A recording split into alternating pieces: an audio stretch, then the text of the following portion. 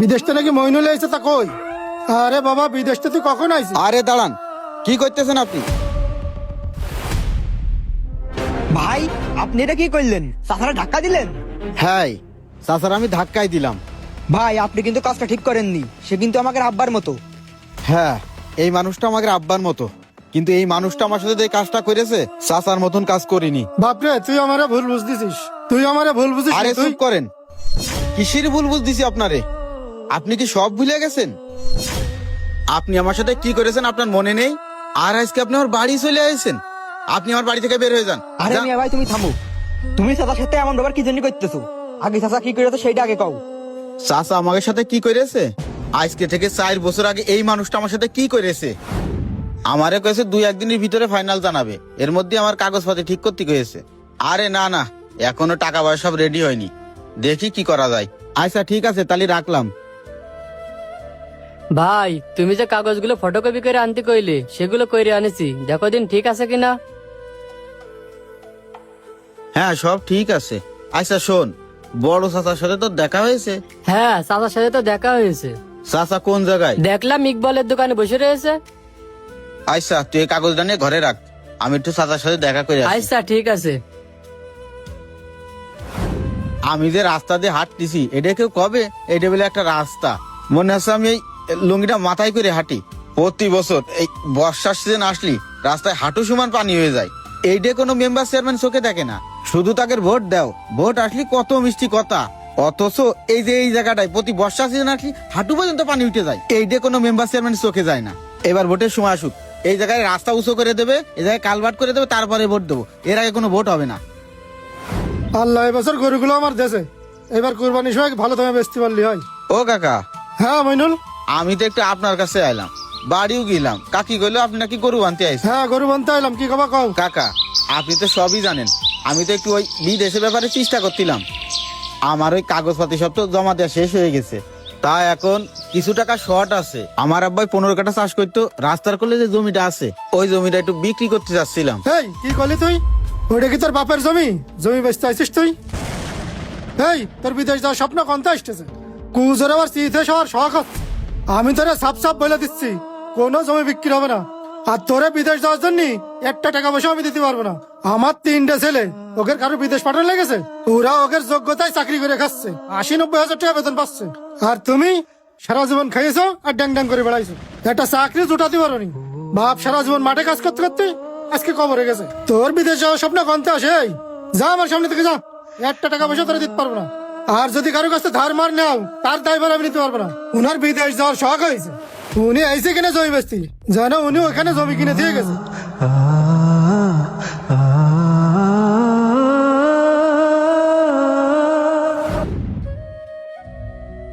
এই কিরে, কি হয়েছে? সাত সকালে এসে আমার ঘুমটা ভাঙাই দিলি তুই। ভাই রে, এখন বেলা 10টা বাজে আর তুই করছিস 7 সকাল। আর একটা সুখবর আছে, এই জন্যই তোর কাছে আমি আইছি। কিসের সুখবর রে? সাত সকালে এসে তুই আমার ঘুমটা ভাঙালি। ক ক কি কবি ক। সুখবরটা কি ভাই? তুই তো জানিস আমি বিদেশ যাওয়ার জন্য চেষ্টা করিলাম, কাগজপাতি সবকিছু জমা দিছি, টাকা পয়সাও জমা দেওয়া শেষ। ভাই কয়েছে এই সপ্তাহের ভিতরে ফ্লাইটের ডেট ফেলাই দেবে না। কিন্তু আমার না এখনো নতুন জামাও কিনা হয়নি, জুতো কিনা হয়নি, প্যান্ট কিনা হয়নি। ওইদিকে আবার একটা ছোট ব্যাগও লাগবে, একটা ট্রলিও লাগবে। তাই করছিলাম কি ভাই, তুই যদি আমারে। এই তুই থাম থাম, তুই কি জন্য আইছিস আমি বুঝতে পারিছি। শোন ভাই, আমার কাছে একটা টাকা পয়সাও নেই, তোরে কিন্তু আমি একটা টাকা পয়সাও দিতে পারবো না। সকালবেলায় তুই ঘুম ভাঙায় আমার সুখবর দিতে আইছিস না টাকা নিতে আইছিস সেটাই ভালো করেই জানি। শোন ভাই, আমার কাছে কোনো টাকা পয়সা নেই, তুই যা রে যা, এখন যা। তোরা আমি একটা টাকা পয়সাও দিতে পারবো না। সকালবেলা এসে আমার ঘুমটাই নষ্ট করলো। একটা টাকা নেই, উনি বিদেশ যাওয়ার স্বপ্ন হইতেছে। বিদেশ মনে হচ্ছে মামু বাড়ির মুয়া। মইনুল, আজকে যদি আমার সামর্থ্য থাকতো না, আমি তোরে এই টাকাগুলো দিতাম। কিন্তু কি করব, আমার তো সামর্থ্য নেই। আমি বাড়িতে চায়ে চিনতে কয় টাকা নিয়ে চলি। আসলে মানুষ যদি বিপদে না পড়ে তাহলে কিন্তু মানুষ চেনে না। তুই এই যে বিপদে পড়েছিস, এখন তুই পদে পদে মানুষ চিনতেছিস। আমার কি মনে হয় জানিস, তুই বিদেশ গেলি অনেক ভালো কিছু করবি। তুই দেখিস তোর ভবিষ্যতে এরকম অবস্থা হবে, আজকে যে মানুষগুলো তোর অবহেলা করেছে এরাই একদিন তোর দরজায় এসে দাঁড়াবে। তখন কিন্তু ওরা তোর সমপরিমাণে থাকবে না। তখন তুই দেখিস তুই ওগের চেয়ে মেলা উপরে আসিস। আল্লাহ যেন তাই করে ভাই। যে দিনিতে বিদেশ যাওয়ার ইচ্ছা করেছি সেই দিনিতে আসলে আমি পদে পদে মানুষ চিনতেছি, কিটা আমার আপন কিটা আমার পর। আমার এই বিদেশ যাওয়ার জন্য কেউ একটু ভাবে কোনো কিছুতে সাহায্য করেনি। কত কষ্ট করে কত কিছু করে টাকা ম্যানেজ করেছি সে আমি জানি। জানি রে ওই আল্লাহ আমার এই কপালে কি রেখেছে ভাই।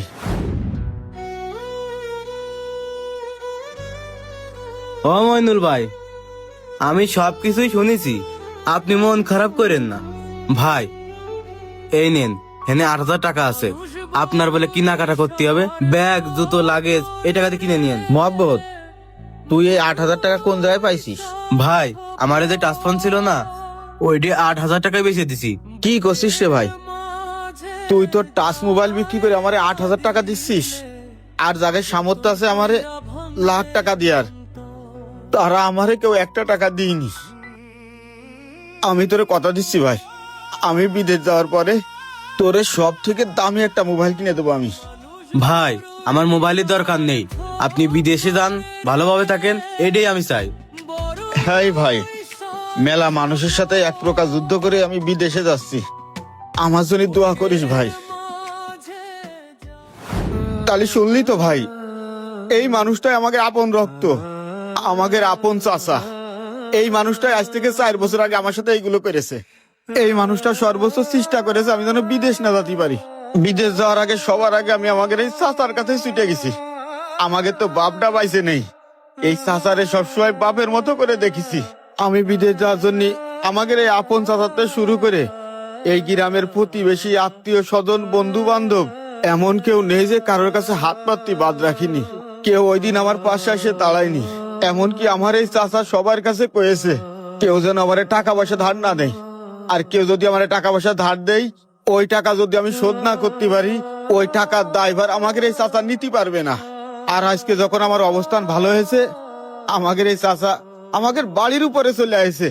কই চাচা, বিদেশ যাওয়ার আগে তো আপনি একটাবার আমার খোঁজ নেননি, আপনি আমার বাড়ির উপরে আসেননি, আপনি আরো আমার বিপদের ভিতরে আরো বিপদে ঠেলে দিয়েছেন। আজকে আমার আর আপনার ভিতরে এই সম্পর্ক দূরত্ব আপনি তৈরি করেছেন, আমি না। একটাবার কি চিন্তা করেছেন যে আমার ভাই তো এই দুনিয়ায় নেই, ওরা তো এতিম, আমি ওদের পাশে যে দাঁড়াই। আপনি আরো আমাদের মতো এতিমের দুর্বলতার সুযোগ নিয়েছেন। আপনি আমার খারাপ সময় আমার পাশে ছিলেন না, কিন্তু আপনি একটাবার বিপদে পড়ে দেখেন, আপনার এই ভাই ছেলেরা আপনার বিপদেই পাশে থাকবে। ভুলে যাবেন না, আল্লাহ না করুক আপনার মৃত্যুর পরে আপনার লাশের খাটিয়া সবার আগে আপনার এই ভাইয়ের ছেলেরাই কাঁধে তুলে নেবে। এই কথাগুলো কেন করছি জানেন? এই মনের কষ্টে কথাগুলো করছি। যদি আমার কথায় কষ্ট পেয়ে থাকেন আমারে মাফ করে দিয়েন। আমি আপনারে আরো অপমান করতে পারতাম, কিন্তু আমি অপমান করব না, কেননা আমার ওই বাপ আর মা দেওয়া শিক্ষা আমার ভিতরে আছে। আমি আপনারে অপমান করতে চাই না। যেহেতু বাড়ির উপরে আইছেন, আপনার আমি বসতে দিচ্ছি, বসেন, নাস্তা করে তারপরে চলে যান। রাহুল, আমি আসার সময় যে জায়নামাজ তসবি আর জমজমের পানি নিয়ে আইছি নে, ওইগুলো চাচারে দিয়ে দে। যান চাচা, ভিতরে যান। রক্তের সম্পর্ক থাকলেই মানুষ আপন হয় না, সময় এবং পরিস্থিতি আপনাকে চিনিয়ে দিবে, আপনাকে বুঝিয়ে দিবে কে আপনার আপন কে আপনার পর। ভিডিওটি যদি ভালো লাগে একটি শেয়ার করে আপনার মতামত জানিয়ে দিবেন। ধন্যবাদ।